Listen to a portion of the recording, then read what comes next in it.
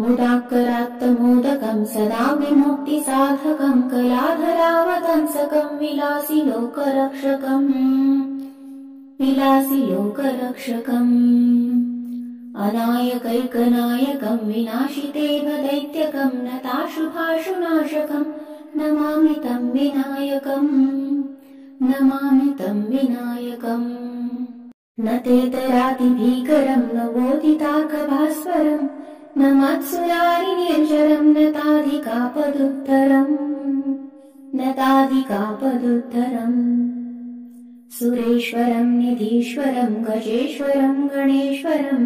महेश्वरं तमाश्रये परात्परं निरन्तरम् समस्तलोकशङ्करं निरस्तदैत्यकुञ्जरं दरेधरोदरं वरं वरेभवक्त्रमक्षरम् कृपाकरं क्षमाकरं मुदाकरं यशस्करं मनस्करं नमस्कृतां नमस्करोमि भास्वरम् अकिञ्चनातिमार्जनं चिरन्तनोक्तिभाजनं पुरारिपूर्वनन्दनं सुरारिगर्भचर्वणम् प्रपञ्चनाशभीषणं धनञ्जयादिभूषणं कपोलदानवारणं भजे पुराणवारणम् नितान्तकान्तिदन्तकान्तिमन्तकान्तिकात्मजम्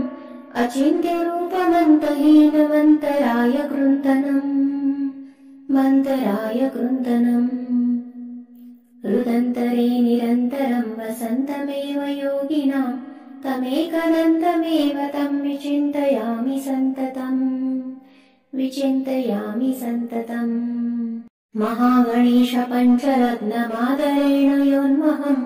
प्रजल्पति प्रभातके हृदि स्मरन् गणेश्वरम् अरोगतामदोषतां सुसाहितीं सुपुत्रतां समाहितायुरष्टभूतिमभ्युपैति सोचिरात्। कृपया व्हिडिओ आवडल्यास व्हिडिओला लाईक, शेअर तसेच चॅनेलला सबस्क्राईब नक्की करा।